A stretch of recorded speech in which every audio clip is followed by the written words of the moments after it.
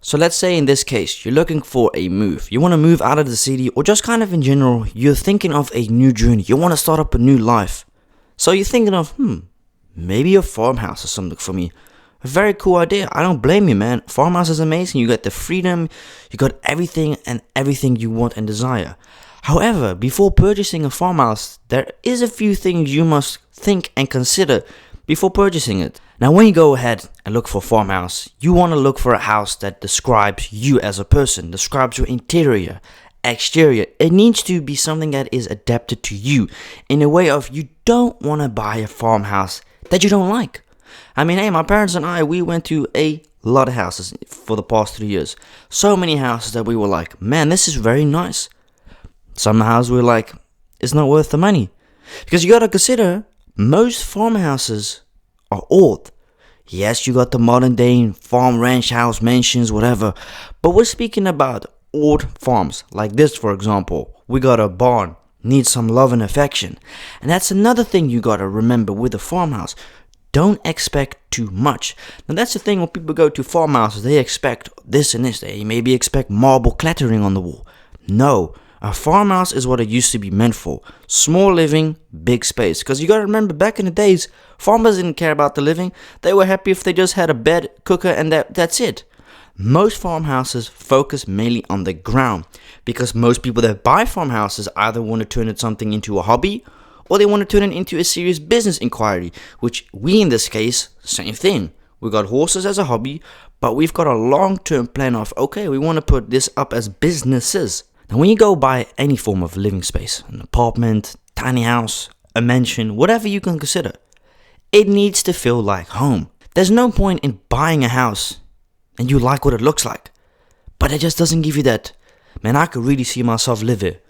You gotta have that feeling. It's got to attract to your heart in a way of, I want to see myself live it for 20, 40, 50 years.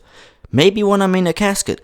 And that's the thing we had with this house, straight up. We went to it and we were like, whoa, pretty big house. Because this is not a regular farmhouse, if I can say that. This one has been built out like a mofo. It is insane. Oh, it's a pretty big house for a farmhouse, if I may say so. Interesting fact, the house is bigger than our previous house. And what I like about this house a lot compared to an old house, it's all on one level basically. Sure, there's one level up, but that's my grandmother's sort of like place. You got 1, 2, 3 rooms. One main room, a bathroom, and like a clothing room. But what I like about the idea of this farmhouse, and you should really consider that as well, if you buy a farmhouse and you're at age 40, 50, consider going for a farmhouse that is more one of a level. It's more of like a bungalow type of, because yeah, sure, it's amazing. It looks gorgeous if you got a house that's stacked on each other. I mean, I don't blame you. But space-wise and mobility-wise, at an old age, you might really struggle. And that's why the previous owners really loved this place. And that's why the owners before the owners, they built a whole extension. Because this used to be a business, believe it or not. There used to be ballet dancing and whatever you can imagine. Compare the house that you, if like, compare it to other places in different regions. Because in some regions, you can get the same amount for half the price, a quarter of the price. Think before you buy. Don't just go look into one farmhouse and say, yep, this is the one. No. When it comes to farm hunting or house hunting in general, you've got to take your time. Unfortunately, that's kind of a disappointing thing most of the time, because if you do find a house, I just hope you got the finances for it, because that is one of the big issues with a place like this. You need to have good financing. You have to have no red areas anywhere. Like your credit has to be good. Because you might be wondering, what do you mean? It's the same with people living in mansions. You don't actually genuinely believe that those people most of the time paid off in one go. Of course not. I've said it before, right? The park that I live on, there's a whole region of mansions around 5 minutes outside. I keep thinking to myself, damn. But in the back of my mind, I'm like, wait on a minute. You can just pay things off nowadays, and there's nothing wrong with that. But you mustn't think, oh man, all these people are so rich. There's a thing called loaning. Paying off a month, you know. I mean, I see they drive in Porsches and that. Don't be fooled if it's paid off. Don't be surprised. There's nothing wrong with it, by the way. It's a very normal thing. It happens every day. Safety of the farmhouse. And this is a very important thing. When you buy a nice piece of old history and a farmhouse, you've got to look on what's it look like. Are there any cracks in the wall? How is the sewer like? What is this and this like? These are very small little details that are very important, because you have some guys that try and sell you a house, and we've been there personally, right? We had a private meeting with this sales dude.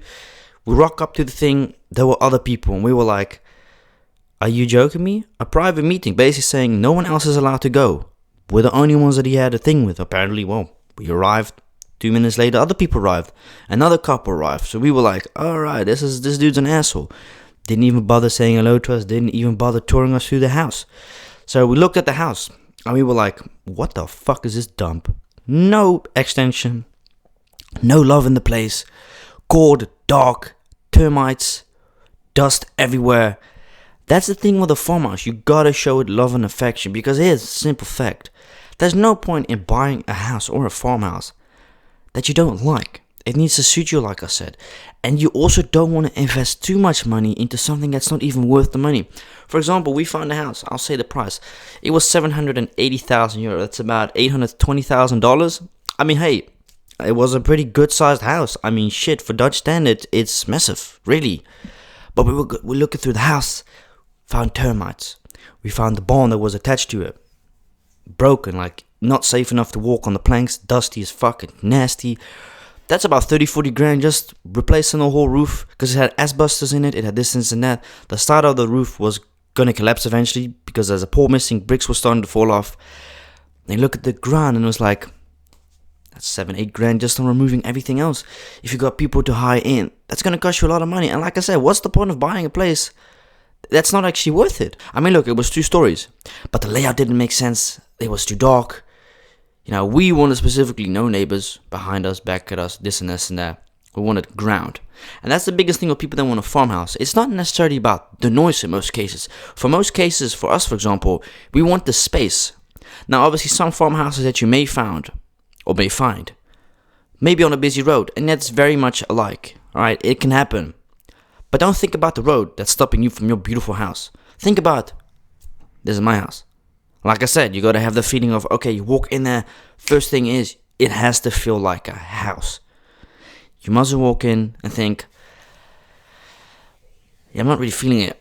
I mean, hey, we've had that often, and it sucks. Yeah, of course it sucks, man. You're walking into a house, it looks gorgeous from the outside, but then you go look inside, and it's a piece of shit. The photos are deceiving. I mean, I swear to God, hands down, we went to a place a couple months ago. Oh, my dad and I, about a year ago, found this place in the region. Beautiful pictures, right? We go up to it. It's abandoned. There was nobody living in it. I was like, this is deceiving as hell. How can you ask $500,000 for this when it's abandoned? It's all fallen, broken down. Be careful with that as well. Some of these real estate agents are assholes. And it proves they're just here for a single quick buck. Which in this case, it's business. You can't blame them. But a relationship with a real estate agent can be very vital and important.